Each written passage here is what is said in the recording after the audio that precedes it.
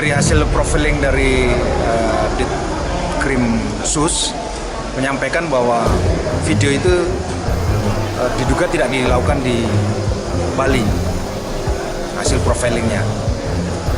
Itu meskipun ada mengenakan pakaian adat seperti itu. Ya, pakaian adat itu kan banyak juga yang model seperti itu.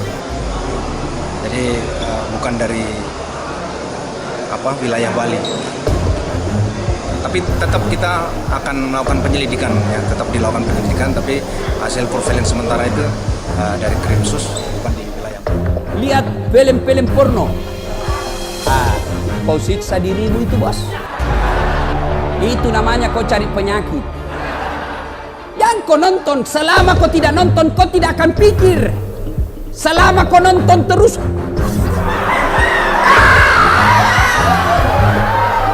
hancur kau. Maka berhenti kau nonton.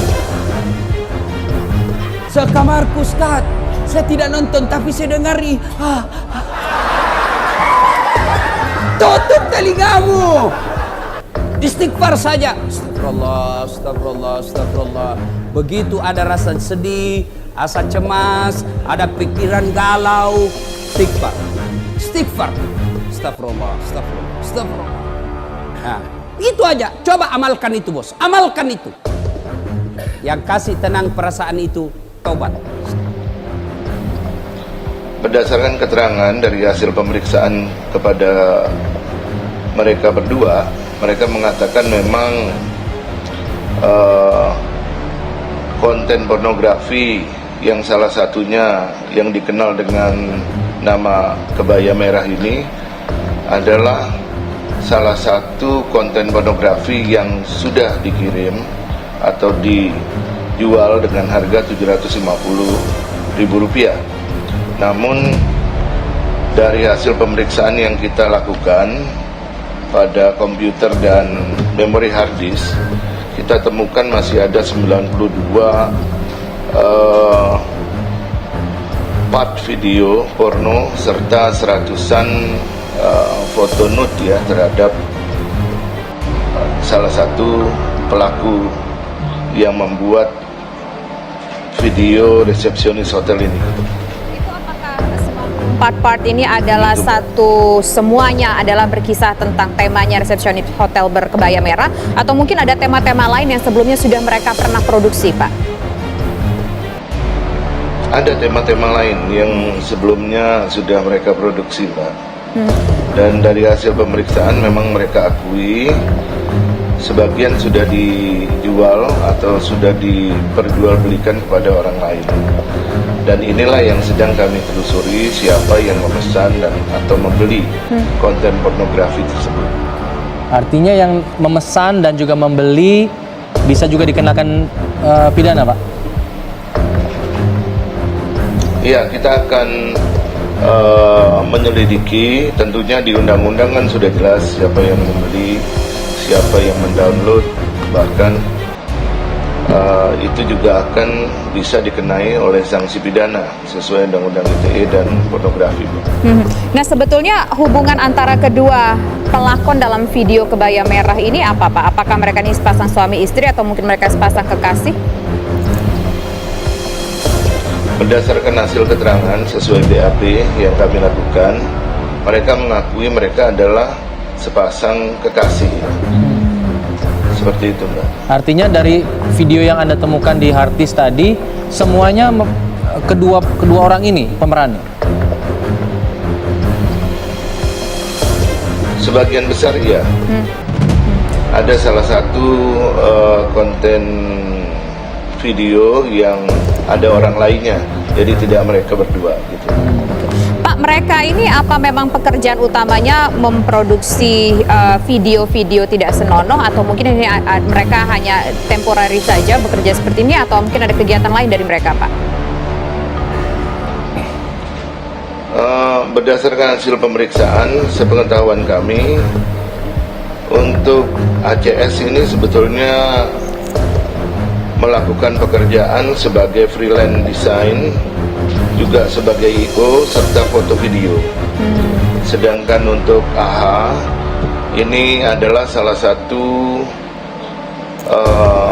model ya yang masuk dalam salah satu agensi gitu Mbak, sepengetahuan kami. Seperti itu Mbak. Bisa.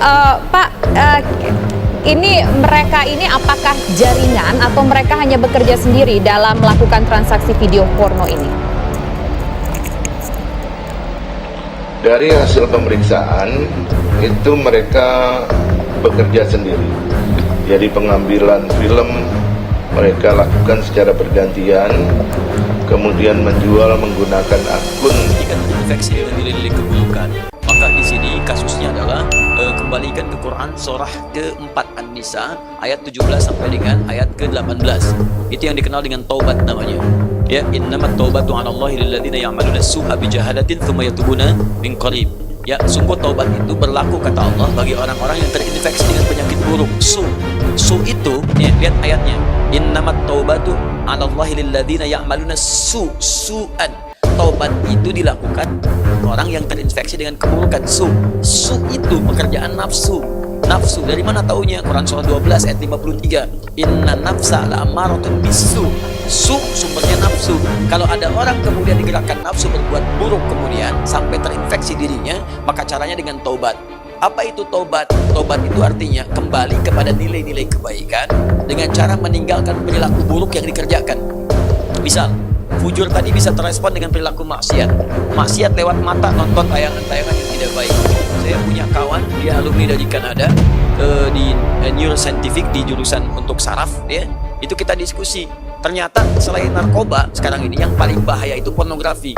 Pornografi itu begitu seseorang kemudian menggunakan fungsi pandangannya untuk melihat tayangan seperti itu langsung merusak ke fungsi otaknya.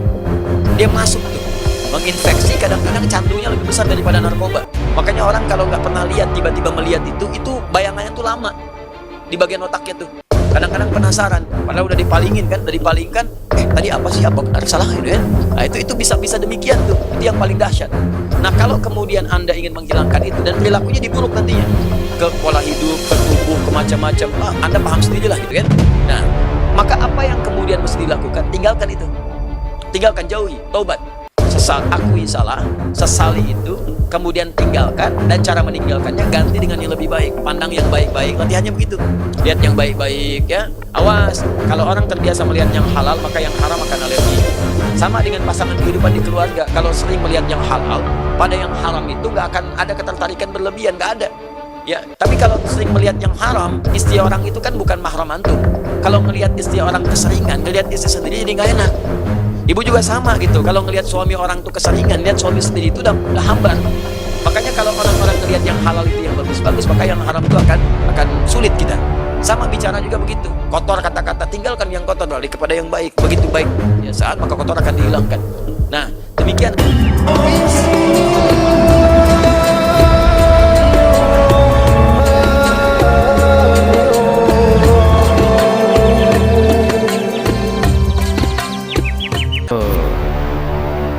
Menegur ya, mungkin kita akan mengingatkan saja bagaimana hukumnya melihat seperti itu. Jadi secara syar'i dan secara nafsi, secara syariat dan secara psikologi. Secara syariat adalah tidak dibenarkan membangkitkan syahwat, dan itu merusak hayat, merusak kejiwaan seseorang. Jangan percaya dengan fatwa picisan kalau suami istri nonton film porno nanti bangkit syahwat. Itu adalah kegilaan. Karena apa? Dia bangkit syahwat bukan karena istrinya, tapi bangkit syahwat karena yang ditonton. Dan itu adalah film. Dan film adalah peran dan gambar-gambar, dan itu akan menjadikan orang itu melanglang dengan khayalannya. Dan naudzubillah, efeknya sangat luar biasa besar, akan kembali kepada yang ada di rumah. Karena apa? Yang dimiliki tidak seperti yang ada di sana, sehingga dia tidak akan puas sampai kapanpun. Rendah orang itu nanti pada akhirnya, sehingga tidak akan puas dengan istrinya, tidak akan puas dengan suaminya. Ini kebodohan. Sementara Al-Quran sedang mengatakan kullil mu'minina yaghuddu min absarihim, katakan kepada orang yang beriman itu agar menutup matanya. Sebab apa? Dengan mata yang jelalatan melihat ini itu, sehingga dia tidak akan menemukan sesuatu yang betul-betul memuaskan. Karena apa? Adanya di alam khayalnya. Apalagi film. Kalau film itu adalah peran. Akhirnya sampai suatu ketika ada seorang perempuan, Buya, gara-gara saya nonton, saya harus melayani suami saya dengan cara begini, begitu. Masya Allah, adalah kehinaan. Dan ketahuilah bahwasanya dengan menjaga mata kita, menjaga hati kita, maka ketahuilah Allah akan berikan keindahan yang luar biasa dengan yang halal yang ada dengan kita. Tapi kalau kita biasa dengan jelatan, Masya Allah, sampai suatu ketika ada seorang bapak, seorang laki-laki berkata, saya itu tidak bisa Buya berhubungan dengan istri saya kecuali setelah saya nonton film kotor. Saya pikir istrinya memang istri-istrinya nggak modelnya model apa gitu. Akhirnya saya pengen lihat, datang ke sini, datang ajib. Istrinya adalah manusia normal dan wanita yang mohon maaf bisa dibilang dia juga cantik. Kenapa kok sampai tidak bisa bangkit syahwat? Karena kebiasaan busuk buruknya itu. Maka itu bahayanya bukan urusan syariat saja. Secara syariat adalah haram, secara psikologi dia akan merusak. Sehingga dia tidak akan puas dengan yang dimiliki yang halal itu. Dan terus melanglang. Terus kena semua di Masya Allah. Apalagi sedang lihat mungkin ya model begini, model begitu. Orang begini, orang begitu. Dia. Sehingga apa? Aduh nasib bener dia. Saya punya istri kayak begitu. Na'udzubillah. Jangankan kok yang sampai derajat buka aurat dalam gambarnya. Kalau orang biasa membuka mata jelalatan ke sana kemari, Masya Allah. Jelalatan ke sana kemari lihat. Itu pun akan merusak keindahan di rumah. Karena apa? Kalau orang di pinggir jalan itu kan selalu dilihat di saat dia sudah dandan rapi, sementara istrinya akan kelihatan 24 jam. Macam-macam model ini, model itu. Gara-gara mata jelalatan tersiksalah dia. Dengar Al-Quran, kulli mu'minina yaghuddu min absarihim, tutup mata. Dan kullu mu'minati, para wanita pun yaghuddna min absarihinna. Jangan lakukan nonton di rumah, biarpun dengan suami, bukan suatu yang baik.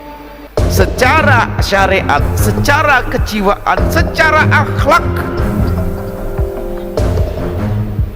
tidak pantas. Kalau Anda perempuan, Anda seorang ibu yang punya rasa malu, terhormat, kira-kira pantas enggak kalau ibu lagi nonton film porno kelihatan sama anak? Pasti malu, karena akhlak tidak baik itu. Sudahlah, jangan dengar fatwa pisisan sebagian ustadz yang dia punya hobi. Kalau ada seorang ustadz punya hobi, jangan disebarkan ke orang, jangan rusak umat. Istighfar sendiri sana. Yang jadi masalah kadang masuk dalam dunia fatwa. Kita pernah mendengar soal fatwa, kalau untuk suami istri gak apa-apa. Pikir kalau ngomong itu, kalau buat suami istri gak apa-apa. Ini berbahaya sekali. Sehingga banyak keretakan-keretakan gara-gara semacam itu. Sehingga seorang suami dia menuntut istrinya harus begini, begitu, begini, begitu. Yang punya istri begini, pengen begini. Yang perempuan juga demikian. Suamiku tidak memenuhi kebutuhan saya. Kenapa? Suamiku tidak begini. Rusak semuanya. Dan sebab kehancuran nanti pada rumah tangga pada akhirnya, wallahu a'lam bishawab. Ini masalah ya, masalah cara nasihatinya. Waduh, gak gampang nasihatinya. Nasihati tidak mudah. Nasihati adalah dengan diajar ke rasa takut kepada Allah, dekatkan dengan ulama. Kalau Anda nasihati sendiri biasa, kalau suami istri nasihati itu gak gampang. Anda dekatkan pada ulama, yang ulama soleh. Ini yang jadi masalah kalau ternyata suami Anda berguru dengan ustadz begitu, kan kacau. Kata ustadz gak apa-apa, wah berantem nanti. Kasihkan rekaman ini, insya Allah nyampe kepadanya, insya Allah. Sampaikan ini, rekaman ini biar dengar. Ini dibagi baikkan di akhirat nanti, wahai hamba-hamba Allah. Kalau mungkin ada orang yang pernah biasa nonton dan sebagainya, itu hendaknya perlahan untuk menarik diri. Dan itu kecanduan. Saya membaca buku bahasanya itu kecanduan. Sehingga orang yang capek sekalipun katanya, kalau sudah nonton itu bisa sampai pagi gak tidur. Padahal gak ada yang dicari. Dan mungkin dia sudah menemukan kepuasan, sudah tidak bisa ngapain, bahkan mungkin mohon maaf dia sudah tidak terangsang lagi saat itu, tapi masih terus mengikuti. Belajar 1 jam capek, tapi kalau sudah nonton itu katanya sampai pagi pun tidak kerasa. Na'udzubillah. Lihat, lebih daripada candu-candu itu. Takutlah kepada Allah ya hamba Allah. Jaga matamu, akan semakin indah apa yang Allah berikan kepadamu. Tapi kalau kau umbar matamu, Allah akan uji dengan ketidakpuasan. Dan itulah siksa yang halus, tapi benar-benar siksa. Na'udzubillah.